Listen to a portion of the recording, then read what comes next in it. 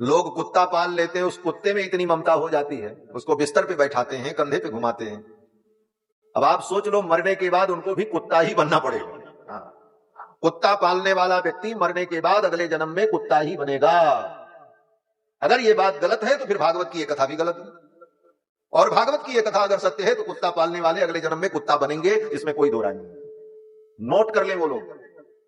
और अगले जन्म में तो आकार प्रकार से कुत्ता बनेंगे, इस जन्म में तो साक्षात वो कुत्ता बन चुके हैं। क्यों बोले? कुत्ते के साथ रह रहे हैं तो कुत्ते ना।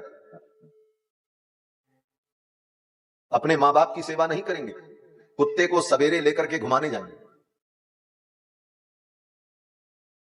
क्यों? बोले जान रहे हैं अगले जन्म में यही मेरा मां बाप बनेगा, तो इसी जन्म से सेवा का अभ्यास कर। अपने मां बाप की सेवा नहीं की और कुत्ते की सेवा इतने भाव से। धिक्कार है तुमको, तुम हिंदू धर्म में पैदा हुए, तुम्हें तो म्लेच्छ होना चाहिए। जिस घर में कुत्ता पाला जाता है उस घर में देवता और पितृ आहुति नहीं ग्रहण करते,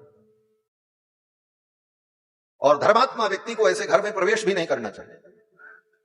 पहले लोगों के द्वार पर लिखा रहता था स्वागतम सुस्वागतम, और अब बोले शहर में जाओ तो सबके दरवाजे पर लिखा रहता कुत्ते से सावधान, कुत्ते से सावधान। लगता है जैसे घर में सब कुत्ते ही रहते हैं, कुत्ते से सावधान। कुत्ता का अगर व्यक्ति स्पर्श कर दे और बिना नहाए, कैसे स्नान करना? बोले कपड़े के सहित स्नान करना पड़ता, ये भी नहीं कपड़ा उतार के नहाओ। कुत्ता छू गया तो जो कपड़ा आप पहने हो वैसे ही चले जाओ और जाकर के नहाओ भाई। सचैल स्नान इसको कहा जाता, कपड़े के सहित स्नान। और कुत्ते का स्पर्श करने के बाद बिना नहाए, बिना सचैल स्नान किए व्यक्ति ने अगर पानी भी पी लिया तो उसके सारे पुण्य उसी क्षण नष्ट हो जाए। इंद्र बड़े प्रसन्न होते हैं। इंद्र क्यों प्रसन्न होते हैं? बोले इंद्र सोचते हैं अब ये 100 अश्वमेध यज्ञ भी करेगा तो मेरे इंद्र पद को प्राप्त नहीं कर सकता। क्यों? बोले अब ये पुण्य का अधिकारी नहीं लगता। तो महाराज ये ममता बंधन का कारण है, और केवल हिरण और पशु पक्षी कुत्ता बिल्ली की ही बात नहीं है, मनुष्य की भी बात है। पुरुष अगर स्त्री में मोह करता है तो मरने के बाद अगले जन्म में वो स्त्री बनेगा, पक्का है। लुगाई बनेगा, बर्तन मांजेगा, सीताराम। और अगर लुगाई ने पुरुष में मोह किया तो मरने के बाद उसको पुरुष बनना पड़ेगा। यही संसार का नियम है।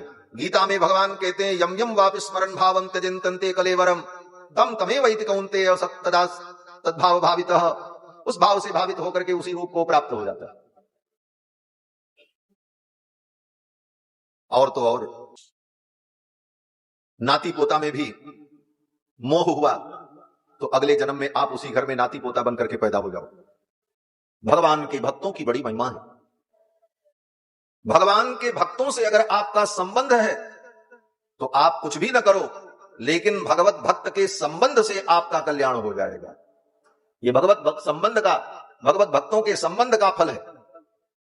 और ये प्रामाणिक ग्रंथों में इसका उल्लेख किया गया है। वेद भगवान कहते हैं कि कोई जीवात्मा मुक्त होकर भगवान के धाम जाने लगे और उस समय अगर उसे अपने पिता का स्मरण हो जाए तो उसका पिता कहीं भी किसी जोनी में हो, वो भी मुक्त होकर के भगवान के वैकुंठ में पहुंच जाता है। यदि स पितृलोक कामो भवति संकल्पादेवास्य पितर समुपतिष्ठन्ति। यदि और आचार्यों ने तो कहा है कि यम यम स्पृशति पाणिभ्याम यम यम पश्यति चक्षुषा। भगवान के भक्त जिसको छू दे, यम यम स्पृशति पाणिभ्याम, भगवान के परम भक्त जिसका स्पर्श कर दें, यम यम पश्यति चक्षुषा, भगवान के भक्त जिसको अपनत्व की दृष्टि से देख लें, अस्थावराणपि मुच्यन्ते किम पुनर्बांधव जना। जड़ वस्तुएं भी मुक्त हो जाती हैं, जो उसके अपने बांधव हैं उनकी क्या बात है। शास्त्र कहता है कोई महात्मा, कोई भगवत भक्त किसी जड़ का स्पर्श कर ले, पेड़ का स्पर्श कर ले, तो उस पेड़ में भी जो आत्मा है उसे मुक्ति की प्राप्ति हो जाती। एक बड़ी सुंदर घटना है। बिहार प्रांत में पटना से लगभग 20-25 किलोमीटर की दूरी पर एक आश्रम है, तरेत मठ उसको कहते हैं। उस तरेत मठ के स्वामी जी थे, स्वामी श्री वासुदेवाचार्य जी महाराज परमहंस, बड़े अद्भुत महापुरुष थे। उनके बगीचे में एक बैगन का पेड़ था और उस बैगन के पेड़ से रोज 2-4-10 बैगन निकलता था, बहुत बड़ी झाड़ हो गई और रोज उसमें 2-4 बैगन मिल जाता था। तो महाराज जी ने कहा पड़ा रहने दो, जब तक फल दे रहा है अच्छी बात है। कई वर्ष बीत गए। एक दिन रात्रि में महाराज को स्वप्न हुआ और स्वप्न ये हुआ कि उस बैगन पेड़ की जड़ से कोई व्यक्ति प्रकट हुआ और उसने आकर के कहा, महाराज मेरे ऊपर कृपा करो, मुझे संसार बंधन से मुक्त करो। तो महाराज ने पूछा कैसे मुक्त होगे? उसने कहा कि आप भगवान का चरणामृत लेकर अपने हाथ से मुझे प्रदान कर दो, मेरी जड़ में डाल दो, तो आपके संबंध से, भगवत कृपा से, भागवत संबंध से मेरा भी कल्याण हो जाएगा। और इस घटना के बाद उन्होंने प्रातः काल भगवान का चरणामृत ले जाकर के उस वृक्ष के जड़ में डाला। वर्षों से जो वृक्ष सूखा नहीं था उसी दिन सूख गया और वो वृक्ष समाप्त हो गया। उस वृक्ष में विद्यमान आत्मा को परम गति की प्राप्ति है। ये सत्य घटना वहां के मठ के इतिहास में लिखा हुआ आज भी। तो भगवान के भक्त जिसका स्मरण कर लें, जिसे अपनत्व की दृष्टि से देख लें, उसका भी परम कल्याण हो जाता है। विमान में बैठे हुए देवताओं ने कहा, महाराज चिंता मत करो, आपकी मां भी विमान में बैठ करके भगवत धाम जा रहे हैं। ध्रुव जी महाराज को परम गति की प्राप्ति हुई। इसके बाद इन्हीं के वंश में आगे चल करके एक बड़े प्रतापी राजा हुए, उनका नाम था महाराज अंग। अंग बड़े धर्मात्मा थे, लेकिन उनका बेटा बड़ा नास्तिक था। उसका नाम था बेन।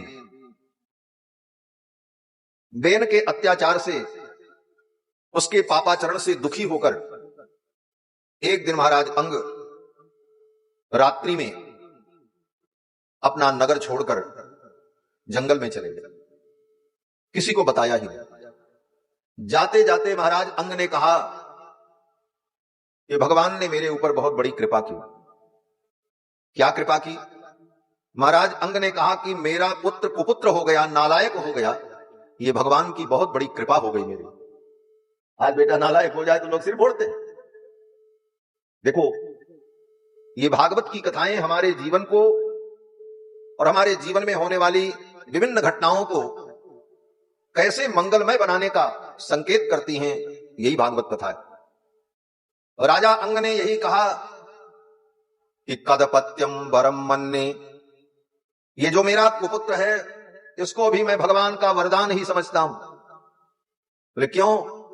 तो महाराज अंग ने कहा, अगर मेरा पुत्र लायक होता, अच्छा होता, इस पुत्र में मेरा मोह हो जाता। संसार से अपने मोह को हटाने के लिए व्यक्ति को कितना प्रयत्न करना पड़ता है, लेकिन मेरे नालायक पुत्र ने मेरे मन को संसार से हटा करके भगवान के चरणों में लगा दिया, इसलिए इसको भी मैं भगवान की परम कृपा मानता।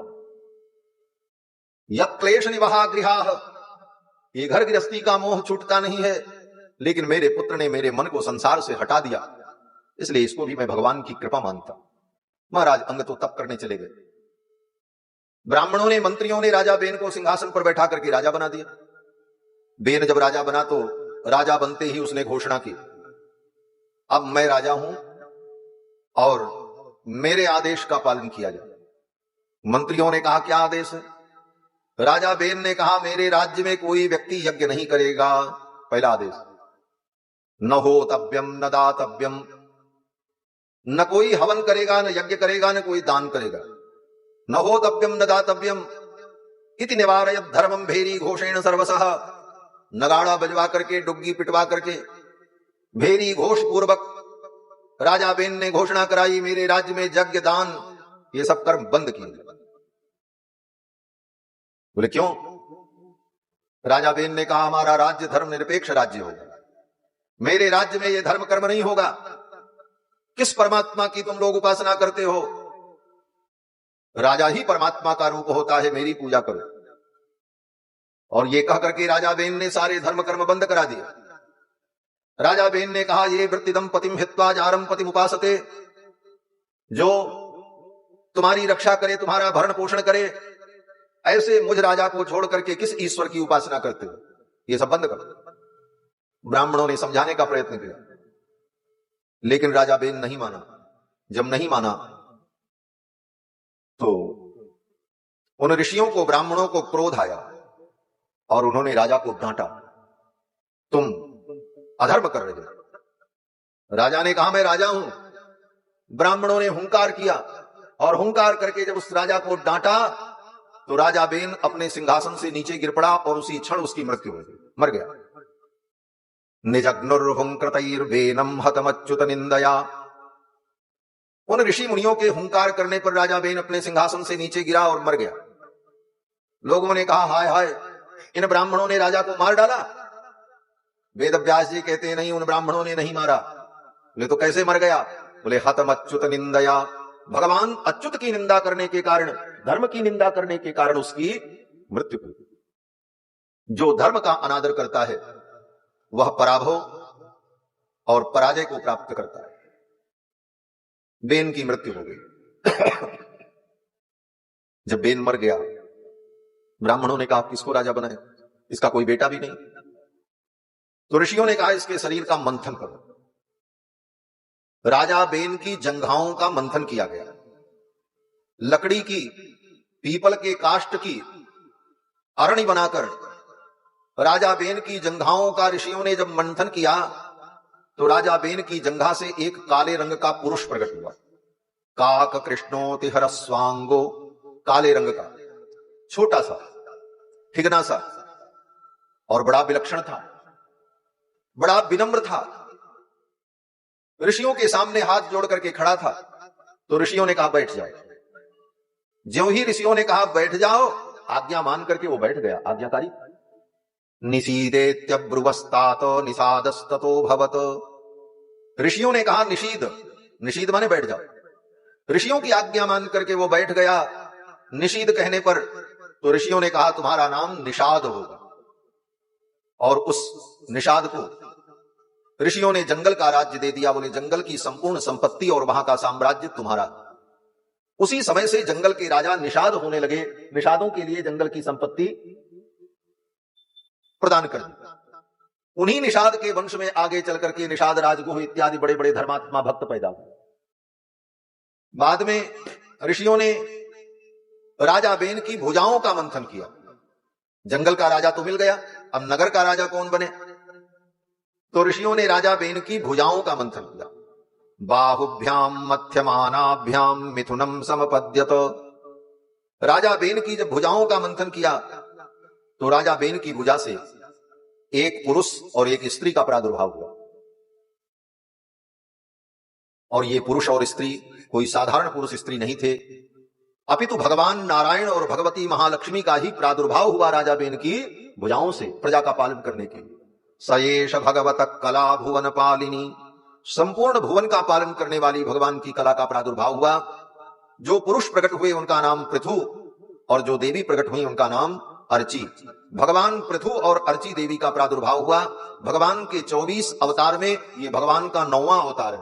बोलो श्री पृथु भगवान की जय। भगवान पृथु प्रकट हुए और फिर ऋषियों ने भगवान पृथु को और अर्ची देवी को सिंहासन पर बैठा करके उनका राज्याभिषेक कर दिया। जब राजा बने पृथु भगवान, तो पृथु भगवान के हाथों में और उनके चरणों में अनेक प्रकार के अद्भुत चिन्ह थे। उन चिन्हों को देख करके ऋषि मुनियों को लगा कि ये भगवान नारायण के अंश हैं। और ऋषियों ने भगवान की बड़ी प्रशंसा की। ऋषियों ने कहा भगवान आप साक्षात नारायण हैं, आपके द्वारा इस धरती का मंगल होगा, संपूर्ण प्रजा का कल्याण होगा, आपके द्वारा ऐसे ऐसे महान कार्य होंगे। ये सब कह करके ऋषि मुनि महात्मा भगवान पृथु की स्तुति करने लगे।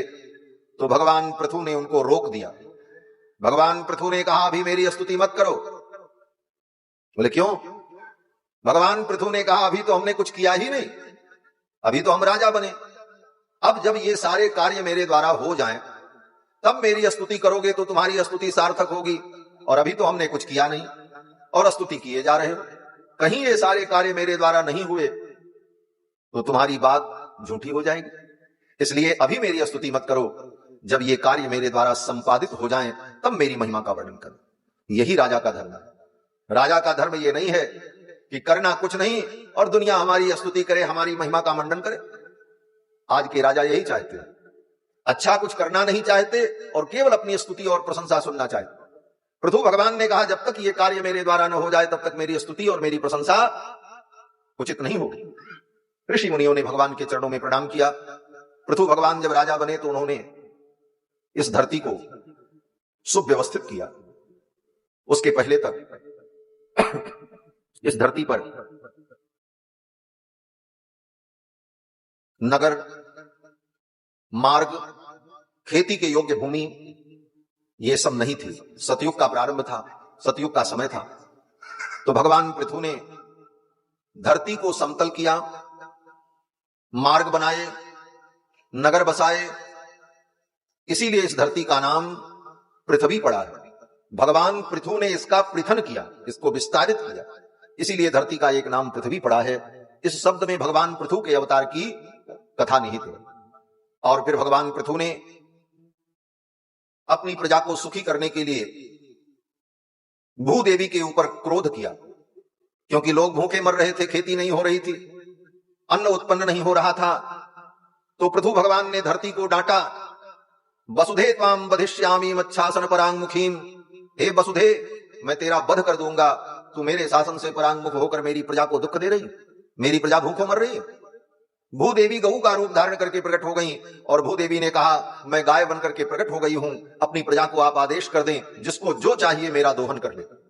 फिर तो मनुष्यों ने, गंधर्वों ने, पितरों ने, यक्षों ने, किन्नरों ने, राक्षसों ने, समस्त प्रजाति के लोगों ने भूदेवी के पयोधर से अपने अपने मन के अनुकूल पदार्थ का दोहन किया। ऋषियों ने छंदों का दोहन किया, पितरों ने कव्य का दोहन किया, देवताओं ने हव्य का दोहन किया और मनुष्यों ने भूदेवी के स्तन से अन्न का दोहन किया। और वहीं भूदेवी के पयोधर से जो दुग्ध प्रकट हुआ, वही दुग्ध सूख करके पात्र में अन्न के बीज बन गए और फिर उन्हीं अन्न के बीजों से इस धरती पर खेती प्रारंभ हुई। और फिर ये सारे अन्न प्रकट होने लगे और लोग खाने पीने लगे और इस धरती पर सब व्यवस्था सुंदर मंगलमयी हो गई। बाद में पृथु भगवान ने 100 अश्वमेध यज्ञ करने का विचार किया। अश्वमेध यज्ञ केवल राजा ही कर सकता है। ब्राह्मण के पास कितना भी धन हो जाए, लेकिन ब्राह्मण अश्वमेध यज्ञ नहीं कर सकता। अश्वमेध यज्ञ करने का अधिकार केवल क्षत्रिय को है, राजा को है। पृथु भगवान तो राजा के रूप में अवतरित थे, तो पृथु भगवान ने 100 अश्वमेध यज्ञ करने का संकल्प किया। 99 अश्वमेध यज्ञ उनके पूरे हो गए। अंतिम अश्वमेध यज्ञ चल रहा था। इंद्र आए और इंद्र ने भगवान पृथु के यज्ञ का जो घोड़ा था उस घोड़े को चुरा लिया, यज्ञ में बाधा की। बोले घोड़े को चुरा लिया तो यज्ञ तो होएगा ही होएगा। बोले अश्वमेध यज्ञ में घोड़ा ही प्रमुख द्रव्य होता है, इसीलिए उस यज्ञ का नाम ही अश्वमेध यज्ञ। उसी घोड़े के द्वारा यज्ञ की पूर्णाहुति होती है। अंत में वो घोड़ा जब लौट करके आता है तो उसके एक एक अंगों को निकालकर, उसके क्रोध को, उसकी सिक्थिनी को, उसकी जाघिनी को, उसके जिह्वा को, एक एक अंगों को अलग अलग पात्रों में रख करके घृत से सिक्त करके यज्ञ कुंड में आहुति कर दी जाती है। उसी अश्व के द्वारा ही यज्ञ की पूर्णता होती है। अश्व ही ले लिया इंद्र ने अश्व का हरण कर लिया। भगवान पृथु के जो पुत्र थे विजिताश्व, उन सब ने जाकर के इंद्र से युद्ध करके उस अश्व को छुड़ाया और लेकर के आए। फिर जब यज्ञशाला में वो घोड़ा बांधा गया तो इंद्र ने फिर उस अश्व को गायब कर दिया। इस बार जिस खंभे में वो अश्व बांधा गया था, जिस जंजीर से, सोने की जंजीर से बंधा था, यूप चासाल और बंधन के सहित ही अश्व को गायब कर दिया इंद्र। अब तो और पाखंड वेश बना करके इंद्र आए थे। पाखंड वेश क्या है? भागवत में उस पाखंड वेश का वर्णन है, हिंदी टीका लेकर के पढ़ लेना। काले रंग का कपड़ा, लाल रंग का चंदन तिलक पोतकर, अनेक प्रकार के टेढ़े मेढ़े बेतुके मालों को धारण करके, मालाओं को पहन करके, अघोर वेश धारण करके, पाखंड वेश धारण करके इंद्र आए और उस अश्व को गायब कर दिया। ऋषियों ने शाप दे दिया, आज इंद्र ने जो वेश धारण किया है ये वेश पाखंड वेश होगा और जो इस वेश को धारण करेगा वो नरकगामी होगा, ये शाप दिया। इसीलिए आज भी अघोर पंथ और पाखंड वेश नरक का कारण माना जाता है। अब तो जब घोड़ा को फिर इंद्र ने गायब कर दिया तब ऋषियों को बड़ा क्रोध आया।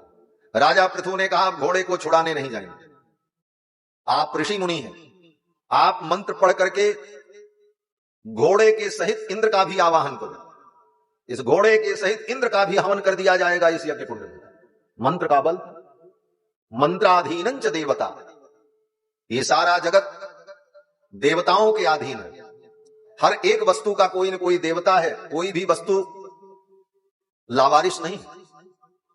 धरती के देवता है, आकाश के देवता है, वृक्ष के देवता है, वन के देवता है, सबके देवता है। कोई वस्तु लावारिस नहीं है ब्रह्मांड में, सबके अधिदेवता है। जैसे इस धरती पर आप कहीं भी चले जाओ, एक अंगुल भी जमीन आप बता दो जिसका कोई मालिक न हो, कोई मालिक होगा, और कोई मालिक नहीं है तो सरकार मालिक है उसकी। इस धरती पर एक अंगुल जमीन भी लावारिस नहीं है, उसका कोई स्वामी है। उसी तरह ब्रह्मांड में हर वस्तुओं में जो देवता विद्यमान है वो देवता उसके स्वामी है। तो सारा जगत देवताओं के अधीन, दैवाधीनम जगत सर्वम और मंत्राधीनं च देवता। और देवता किसके अधीन है? बोले देवता मंत्र के अधीन है। और मंत्र किसके अधीन है? बोले मंत्रा ब्राह्मणाधीना। मंत्र जो है वो ब्राह्मण के अधीन है, ब्राह्मण पढ़ेगा, वो उस मंत्र का प्रयोग करेगा तो देवता को आना पड़ेगा। तो सारा जगत देवता के अधीन, देवता मंत्र के अधीन और मंत्र ब्राह्मण के अधीन, इसलिए तस्मात् ब्राह्मण देवता, इसीलिए धरती का देवता कहा गया ब्राह्मण। ये ब्राह्मण न हो तो देवताओं का भी पेट नहीं भरेगा स्वर्ग में। क्यों? बोले देवताओं के यहां खेती नहीं होती, वहां व्यापार और फैक्ट्री नहीं है। देवताओं को आहुति कहां मिलती है? बोले यही मंत्र पढ़ करके जब आहुति दी जाती है तो उसी से उनको भी तृप्ति की प्राप्ति होती है।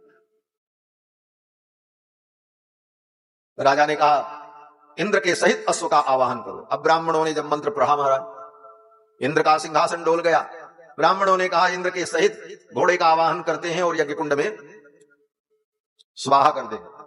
अब तो इंद्र को बड़ा भय हुआ, मंत्र की शक्ति। फिर तो इंद्र ने भगवान से प्रार्थना की और उसी समय भगवान नारायण प्रकट हो गए और भगवान नारायण ने आकर के पृथु को समझाया। भगवान नारायण ने भगवान पृथु से कहा तुम मेरे ही स्वरूप हो, मेरे ही अंश हो,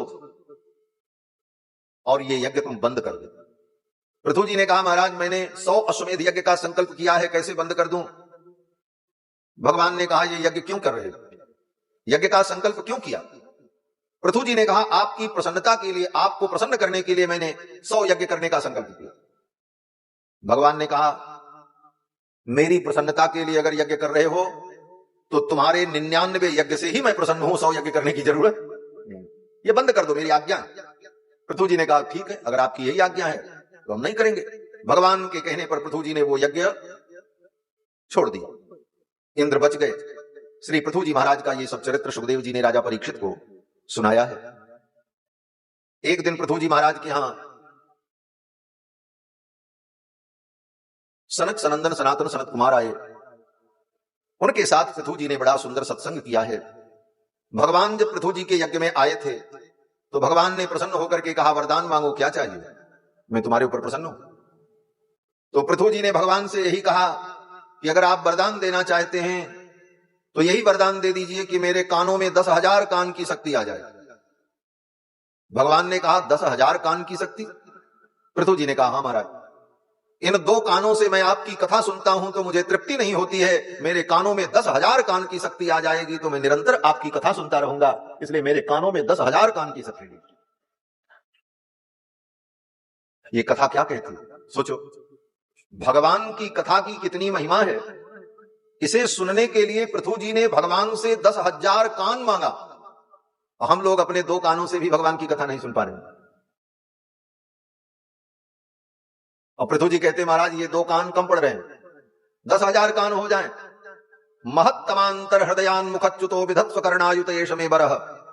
पृथु जी कहते हैं कि महत्तमांतर हृदयान मुखच्युतो, जो आपके महान भक्त हैं, उन महान भक्तों के मुख से निर्गलित होने वाली जो आपकी कथा सुधा है, महत्तमांतर हृदयान मुखच्युतो, और उन महान पुरुषों के मुख से निर्गलित होने वाली नहीं, अपितु उनके हृदय से निकल करके मुख के मार्ग से निर्गलित होने वाली जो कथा है, कथा हृदय से होती है। खाली मुंह से होगी तो कान तक जाएगी, और हृदय से निकलेगी तो वो हृदय तक पहुंच जाएगी। यही कथा की विशेषता है। सुनाने वाला अगर हृदय से सुना रहा है, स्वयं के उसके हृदय में भाव है, तो शब्द भले टूटे फूटे हो, लेकिन वो कथा सुनने वाले के हृदय तक पहुंच जाएगी। और अगर वो कथा केवल यहां से हो रही है और यहां से हो रही है, वैखरी है, वैखरी का मतलब ये जो शब्द निकलते हैं ना, ये 4 प्रकार के होते हैं। परा, पश्यंती, मध्यमा, वैखरी। परावाणी जो होती है वो नाभि के पास होती है, परा, और पश्यंती हृदय में होती है, और मध्यमा कंठ में होती है, और जो बाहर निकलती है इसका नाम है वैखरी। क्यों बोले? बाहर निकल करके ये बिखर जाती है, इसलिए इसका नाम वैखरी। तो भगवान की कथा कहां से हो? आचार्यों ने कहा कि परावाणी से हो, और परावाणी से न हो तो कम से कम मध्यमा से तो हो, और मध्यमा के बाद अगर पश्यंती से हो, और अगर पश्यंती से नहीं है, मध्यमा और वैखरी से है, तो फिर वो हृदय तक प्रवेश नहीं करती। पृथु जी महाराज कहते हैं कि महत्तमांतर हृदयान मुखच्युतो विधत्स्व कर्णायुतये शमेवरः। हे भगवान, आप कृपा करो, मेरे कानों में 10,000 कान की शक्ति आए। भगवान ने कहा तथास्तु। ये सब चरित्र सुखदेव जी ने राजा परीक्षित को सुनाया। इन्हीं के वंश में आगे चल करके एक राजा हुए, उनका नाम था प्राचीन वर्ही। प्राचीन वर्ही राजा बहुत बड़े कर्मकांडी थे। कर्मकांड में उनकी बड़ी निष्ठा थी और बड़े बड़े यज्ञ करते। इतना यज्ञ किया इस धरती पर कि उनके यज्ञ के कुश के द्वारा, यज्ञ में जो कुश होता है पूजा में प्रयोग किया जाता है, यज्ञ में इतना दर्भ का कुश का प्रयोग हुआ कि ये संपूर्ण धरती कुश से पट गई। ऐसे बड़े बड़े यज्ञ महाराज प्राचीन वर्ही ने किए। एक दिन नारद जी आए और नारद जी ने आकर के प्राचीन वर्ही राजा को कहा, राजन अब ये यज्ञ बंद कर दे। कोई भी चीज कितनी अच्छी क्यों ना हो, लेकिन सीमा से ज्यादा होने पर फिर वो अच्छी नहीं होती। हाँ, एक चीज है। बोले क्या? बोले भगवान की भक्ति तो जितनी भी हो जाए अच्छी है, उसमें कोई सीमा नहीं, लेकिन भगवान की भक्ति और भगवत स्मरण के अतिरिक्त जो दुनिया में सत्कर्म है, सबकी एक सीमा है। उस सीमा से ज्यादा होने पर फिर वो अनुपयोगी हो जाती है, चाहे वो यज्ञ ही क्यों ना। महाराज पृथु ने इतना यज्ञ किया, नारद जी आए और नारद जी ने कहा ये यज्ञ बंद करो, अब तुम भगवान की भक्ति में लग जाओ। प्राचीन वर्ही राजा ने कहा, महाराज वेदों में लिखा है यज्ञ की बड़ी महिमा है, भगवान यज्ञ पुरुष का यज्ञ के द्वारा यजन करना चाहिए। यज्ञेन यज्ञमय अंत देवास्तानि धर्माणि प्रथमान्यासन। यज्ञ के द्वारा यज्ञमय देवता का, यज्ञ के द्वारा यज्ञमय परमात्मा का देवताओं ने यजन किया, यही विश्व का सृष्टि का प्रथम धर्म था। यज्ञेन यज्ञमय अंत देवास्तानि धर्माणि प्रथमान्यासन। तुम्हें यज्ञ के द्वारा भगवान की आराधना कर रहा हूं। नारद जी ने कहा, देखो यज्ञ तो तुमने किया, बहुत अच्छा किया, लेकिन कभी विचार किया? बोले क्या? नारद जी ने कहा, यज्ञ में जिन जिन पशुओं को तुमने मारा था, जिन जिन पशुओं का तुमने संज्ञापन किया यज्ञ में, क्योंकि यज्ञ में पशु का संज्ञापन होता है, बहुत ऐसे यज्ञ होते हैं, और वैदिक यज्ञ जितने हैं उन यज्ञों में, अधिक से अधिक यज्ञों में पशु की हिंसा अनिवार्य होती है। नारद जी ने कहा, जिन जिन पशुओं को तुमने यज्ञ में मारा था, वे सब पशु तुम्हारी प्रतीक्षा कर रहे हैं। तुमने उनको निर्दयता पूर्वक मारा था, वो बदला लेने के लिए तैयार बैठे। प्राचीन वर्ही राजा ने कहा, यज्ञ में मरे हुए पशु जो होते हैं वो तो स्वर्ग को प्राप्त कर जाते हैं। नारद जी ने कहा, वो स्वर्ग तो प्राप्त कर लेते हैं, लेकिन यज्ञ करने वाला भी तो स्वर्ग को प्राप्त करता है, फिर वही भेंट होती है दोनों की। यज्ञ करने वाला भी तो स्वर्ग ही जाता है, और यज्ञ में मारे गए पशु भी स्वर्ग जाते हैं। बोले वही भेंट होती है। नारद जी ने कहा, वो देखो। नारद जी ने जब दिखाया तो महाराज प्राचीन वर्ही राजा ने आकाश की ओर देखा। मेघ, छाग, अश्व, ये सब पशु आकाश में गुर्रा रहे थे, अपनी सींग को ऐसे ऐसे कर रहे थे, और आंखें उनकी लाल लाल थी। नारद जी ने कहा, राजन देखो, ये तुम्हारे प्रति द्वेष भाव से तुम्हारी प्रतीक्षा कर रहे हैं, तुमने इनको निर्दयता पूर्वक मारा था। अब तो प्राचीन वर्ही राजा डर गया। बोले महाराज अब हम क्या करें? नारद जी ने कहा जो किया सो किया, लेकिन अब ये यज्ञ बंद करो और तुम भगवान की भक्ति में लग जाओ। और नारद जी ने प्राचीन बरही राजा को ज्ञानोपदेश देकर के भक्ति मार्ग में प्रवृत्त कर दिया और प्राचीन बरही राजा ने भगवान के चरणों का आश्रय लेकर के परम गति को प्राप्त किया।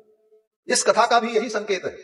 संपूर्ण वेद को पढ़कर वैदिक कर्मानुष्ठान का जीवन में विधि पूर्वक अनुपालन कर लेने पर भी अंत में उन सब से विरत होकर भगवान के चरणों का ही आश्रय जीव को लेना पड़ेगा। यह सिद्धांत हुआ। ये भागवत तो सिद्धांत का प्रतिपादन करता है, कथा तो सबको मालूम ही है। भागवत कहना क्या चाहती है? भागवत कहती है कर्मों के द्वारा, यज्ञादि कर्मों के द्वारा, व्रत अनुष्ठान के द्वारा अपने अंतःकरण को शुद्ध करके और फिर अपने मन और चित्त को भगवान के चरणों में लगाओ, यही जीव के कल्याण का परम साधन है। आगे मनु जी के दूसरे पुत्र प्रियव्रत के वंश का वर्णन किया। मनु जी के दूसरे पुत्र जो प्रियव्रत थे, उनका भी वंश बड़ा अद्भुत। महाराज प्रियव्रत बचपन से ही वैराग्य से युक्त थे और वो जंगल में तप करने के लिए चले।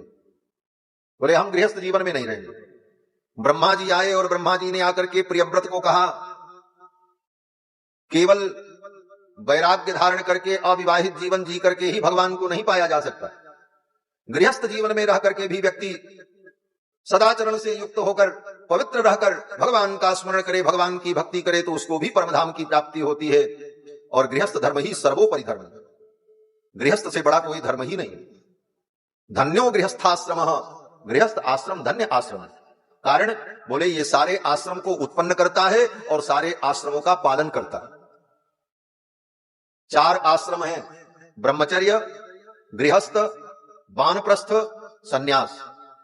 इन 4 आश्रमों में जो गृहस्थ आश्रम है वो अन्य तीनों आश्रमों को उत्पन्न करता है। ब्रह्मचारी कहां पैदा होगा?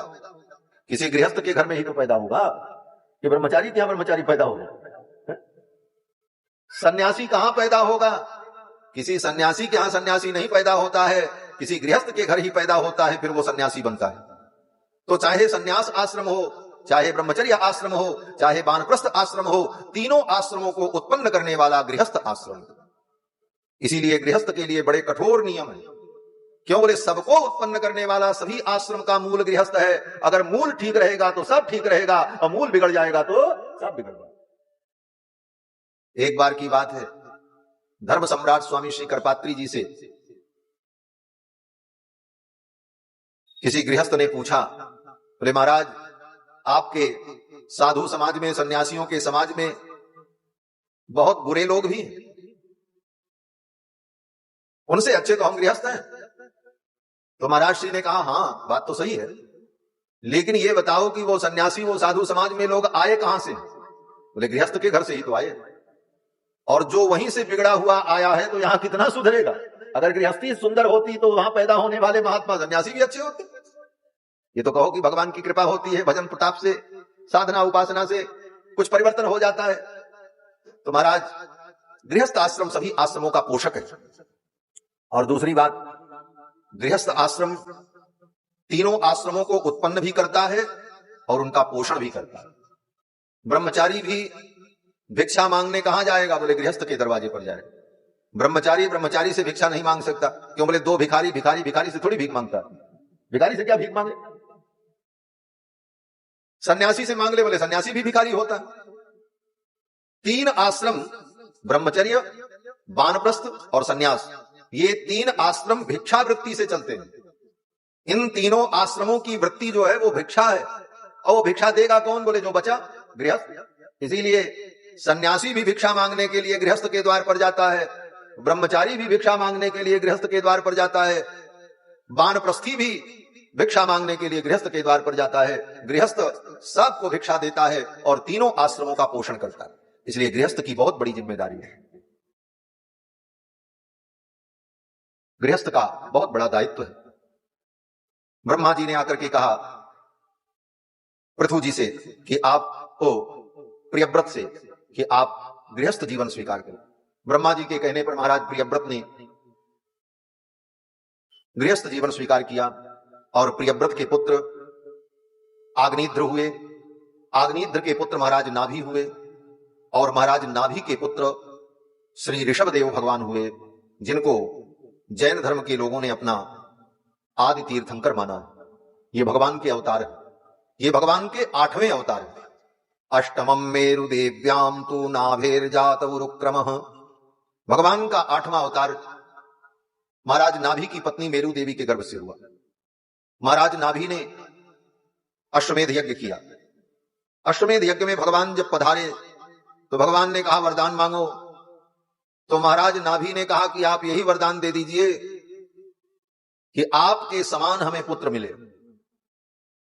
जैसे मनु जी ने मांगा था भगवान से, चाहो तुम्हि समान सुत प्रभुसन कवन बुराव। तो महाराज नाभि ने भी भगवान से कहा आपके समान पुत्र मुझे प्राप्त हो।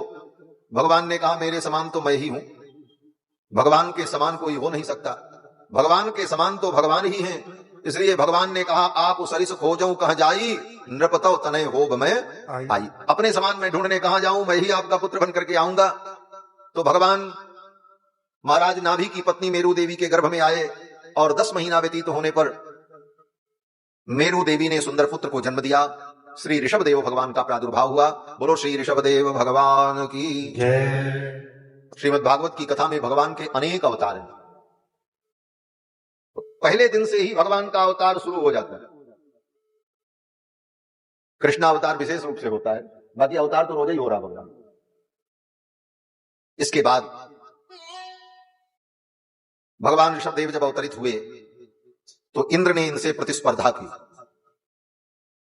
इंद्र ने जब प्रतिस्पर्धा की, तस्य ही इंद्र स्पर्धमानो भगवान वर्षे न बवर्ष। इंद्र ने सोचा कि भगवान जब पुत्र बनकर के धरती पर प्रकट हो गए हैं तो मैं इनका प्रताप देखूं। और इंद्र ने भगवान से प्रतिस्पर्धा की।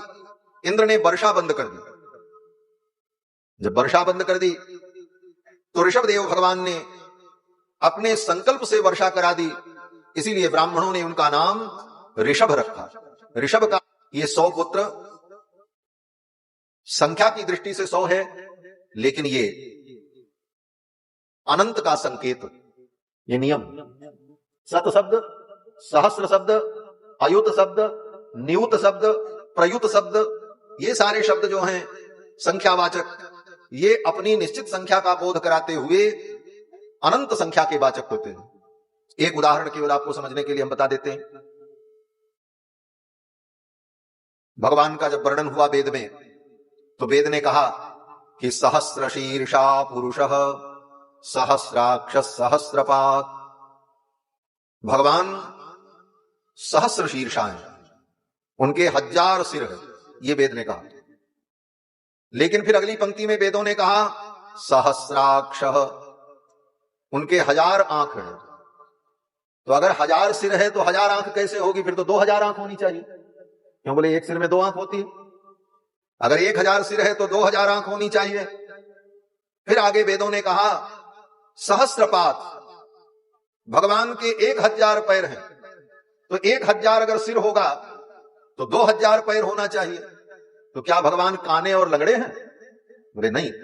वहां सहस्र का अर्थ होता है अनंत, अर्थात भगवान के अनंत सिर है, अनंत आंख है, अनंत पैर है, अनंत का सब कुछ अनंत है।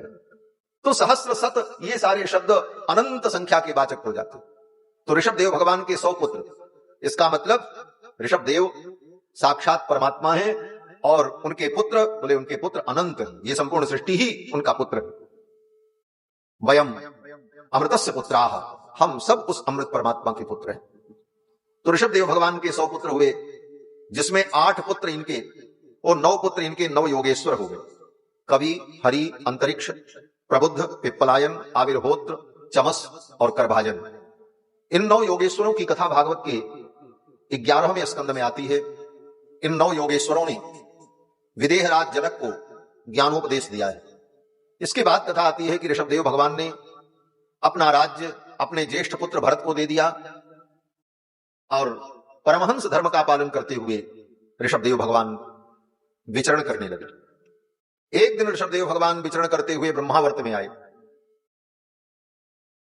कदाचिद अटमानो भगवान ऋषभो ब्रह्मावर्तगतो ब्रह्मर्षि प्रवर सभायां प्रजानां निशामयन्तीनां आत्मजान् अभिहितात्मनः प्रस्त्रय प्रणय भर सुयंत्रितानुशिक्षयन्निति होवाच। एक बार ऋषभदेव भगवान भ्रमण करते हुए ब्रह्मावर्त देश में आए और वहां पर बड़े बड़े ऋषि मुनियों की सभा लगी थी। उस सभा में ऋषभदेव भगवान से सबने प्रार्थना की कि आप तत्व का उपदेश करो। तो ऋषभदेव भगवान ने ब्रह्मर्षियों की सभा में बड़ा सुंदर तत्व का उपदेश किया। थोड़ी सी बात इस प्रसंग की भी कह देते हैं। सबसे पहले ऋषभदेव भगवान ने ब्रह्मर्षियों की सभा में कहा कि हे पुत्रों, ये तुम्हें जो मानव जीवन मिला है, ये केवल संसार का भोग भोगने के लिए नहीं मिला। नायम देहो देह भाजाम नृलोके। फिर ये शरीर क्यों मिला है? तो ऋषभदेव जी कहते हैं तबो दिव्यम पुत्रकायेन सत्वम। इस शरीर को पाकर के तप करो और अपने अंतःकरण को शुद्ध करके परम कल्याण को प्राप्त कर दो। लोगों ने पूछा महाराज मुक्ति का मार्ग क्या है? तो ऋषभदेव भगवान ने बताया महत सेवाम द्वार माहुर विमुक्ति ही। महापुरुषों के चरणों की सेवा करो। संत महापुरुष भागवत जन जो हैं उनके चरणों का आश्रय लो, मुक्ति का द्वार खुल जाएगा। लोगों ने पूछा महात्मा कौन है? तो ऋषभदेव भगवान कहते हैं महांतस्ते समचित्ताः। जिसके चित्त में समता आ जाए वो महात्मा। कैसी समता? बोले जिसके चित्त में लाभ हानि एक समान हो, जिसके चित्त में दुख और सुख एक समान हो, जिसके लिए मान और अपमान दोनों समान हो जाए, वो संत है। इसी बात को गोस्वामी जी महाराज कहते हैं सम्मान निरादर आदर सब संत सुखी विचरत में। सम्मान निरादर आदर सब संत सुखी विचरत में। सब संत सुखी विचरत में। सब संत सुखी विचरत में। सम्मान निरादर आदर है। निरादर और आदर दोनों में जिसकी समान बुद्धि हो जाए। लाभा लाभौ जया जयौ। गीता में भगवान श्री कृष्ण कहते हैं जय पराजय लाभ हानि सब में जिसकी समान दृष्टि हो जाए। महांतस्ते समचित्ता प्रशांता। ऐसे जो समान बुद्धि वाले हैं वे महात्मा हैं। ऐसे महात्मा जीवन में मिल जाएं तो मोक्ष का द्वार खुल जाता। भक्तों ने पूछा महाराज ऐसे महात्माओं के चरणों का आश्रय लेने पर मुक्ति तो मिलेगी, लेकिन यहां इस संसार में हमें क्या मिलेगा? तो ऋषभदेव भगवान ने कहा ऐसे महात्माओं का संग अगर मिल गया तो मेरे चरणों की भक्ति प्राप्त हो जाए, और मेरे चरणों की भक्ति अगर प्राप्त हो गई तो फिर मुक्ति भी प्राप्त हो जाएगी, और मेरे चरणों की भक्ति प्राप्त नहीं हुई तो मुक्ति भी नहीं मिलेगी। ऋषभदेव भगवान कहते हैं प्रीतिर न यावन मई वासुदेवे न मुच्यते देह योगेन तावत। जब तक मुझ वासुदेव में प्रीति नहीं होगी तब तक व्यक्ति देह बंधन से मुक्त नहीं हो सकता। ये सब उपदेश ऋषभदेव भगवान ने अपने पुत्रों को दिया। भक्तों ने पूछा महाराज बंधन क्या है और मुक्ति क्या है? बहुत विस्तार से नहीं, संक्षेप में आप बताओ बंधन क्या है और मुक्ति क्या है। तो ऋषभदेव भगवान ने कहा देखो एक शब्द में बंधन है और एक शब्द में मुक्ति है। बंधन क्या है? कहते हैं मम। एक शब्द है मम और एक शब्द है न मम। बस यही बंधन और मुक्ति का कारण है। द्वे पदे बंध मोक्षाय। दो पद हैं, दो शब्द हैं बंधन और मुक्ति के। न ममेति ममेति च। एक शब्द है न मम और दूसरा शब्द है मम। अब इसमें बंधन का कारण कौन है, मुक्ति का कारण कौन है? तो कहते हैं ममेति बध्यते जंतु। मम शब्द के कारण हम बंधन में पड़ते हैं। मम मम माने मेरा। हिंदी में कहते हैं मेरा और संस्कृत में कहते हैं मम। कस्य पुस्तकम अस्ति, ये किसकी पुस्तक है? तो उत्तर देगा मम, मेरा। कस्य गृहम अस्ति, ये घर किसका है? तो व्यक्ति उत्तर देगा मम, मेरा। ये संसार की एक एक वस्तुओं को जो हम कहते हैं मम मम मेरा मेरा, इसी के कारण बंधन। हम क्यों बंधे? जो मेरा नहीं है उसको हम मेरा मानने में लग गए और बंधते चले गए। ये मेरा, ये मेरा, ये मेरा, ये भी मेरा, हां, सब कुछ मेरा हो जाए, यही तो बंधन है। और मुक्ति क्या है? बोले न मम, मेरा नहीं। ये विचार न मम, मेरा नहीं है, ये विचार चिंतन चलता रहे तो कहीं बंधन नहीं है। ये न मम का विचार क्या है? बोले सब कुछ रहे, घर हो, संपत्ति हो, वस्तु हो, लेकिन किसी भी वस्तु को अपना मत मानो। उपयोग करो लेकिन अपना मत मानो। कैसे? बोले जैसे आप यात्रा में जाते हो ट्रेन में बैठकर, तो क्या ट्रेन को आप अपना मान लेते हो कि हमारी ट्रेन है? कभी नहीं आप मानते हो कि यह सरकार की है, इसकी व्यवस्था है, हमको इसका उपयोग करके अपना काम करके निकल जाना है। रेलवे स्टेशन पर आप विश्राम करते हैं जब तक ट्रेन नहीं आती, पंखा का उपयोग करते हैं, पानी का उपयोग करते हैं, लेकिन आप ये नहीं मानते कि ये हमारा है, उपयोग करते हैं। उसी प्रकार संसार में सर्वत्र उपयोग करो और मान लिया कि ये मेरा, वहीं से दुख शुरू हो जाए। कोई व्यक्ति ट्रेन में जाए, बैठ जाए और सीट पे बैठने के बाद कहे ये सीट मेरी, और अपने गंतव्य तक पहुंचने के बाद भी वो सीट न छोड़े और कहे ये मेरी, हम किसी को नहीं बैठने देंगे, तो परिणाम क्या होगा? उपद्रव खड़ा हो जाएगा, फिर तो जबरदस्ती आपको वहां से हटाया जाएगा, भगाया जाएगा। यही जीव के साथ हो रहा है। हम कहते हैं ये मेरा, ये मेरा, लेकिन अंत में न चाह करके वो सब वस्तुएं हमसे छिन जाती हैं और हम दुखी होते हैं। तो ये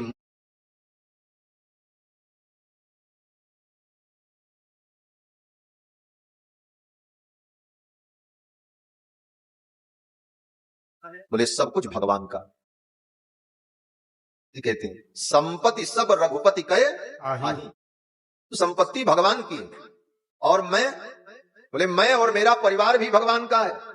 मैं सेवक समेत सुत नारी, सब कुछ भगवान का है। नाथ सकल संपदा तुम्हारी, नाथ सकल संपदा तुम्हारी, मैं सेवक समेत सुत नारी, मैं सेवक समेत सुत नारी, मैं सेवक समेत सुत नारी, सब भगवान का।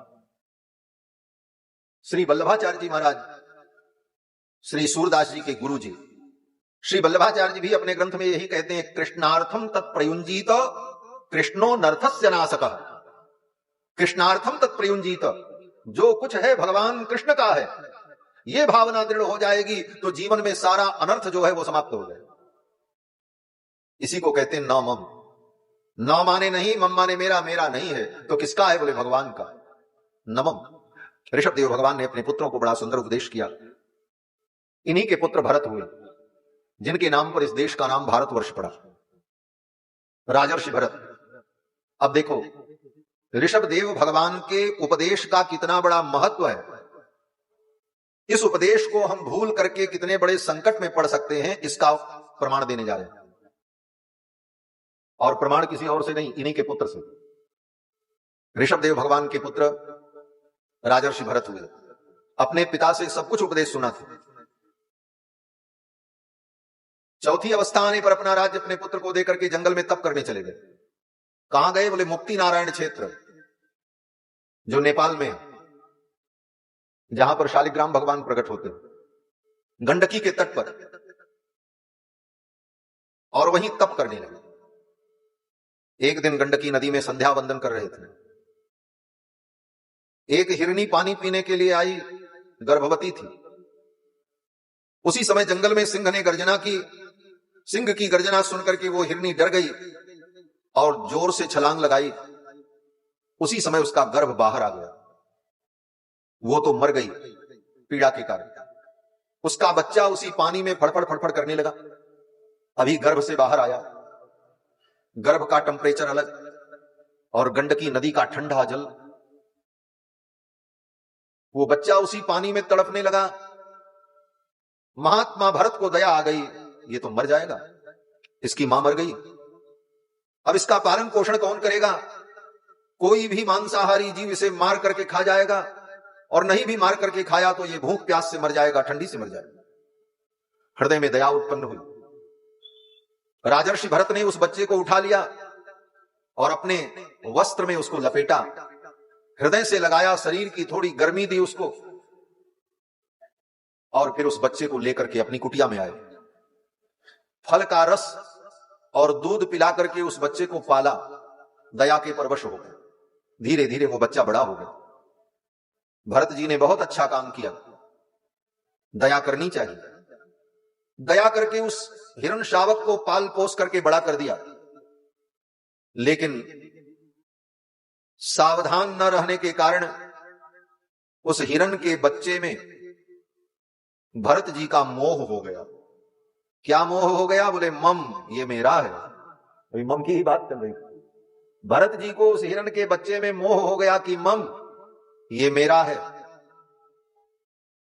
और इस ममता से वो इतने बंध गए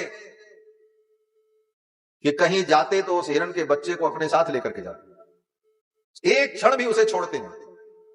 रास्ते में कोई नदी पड़े, नाला पड़े तो सोचते थे कहीं पानी के प्रवाह में ये बह न जाए, तो उस हिरण के बच्चे को अपने कंधे पर बैठा लेते और स्वयं पानी में घुस करके तब पानी पार करते। इतना मोह हो गया उस हिरण के बच्चे में।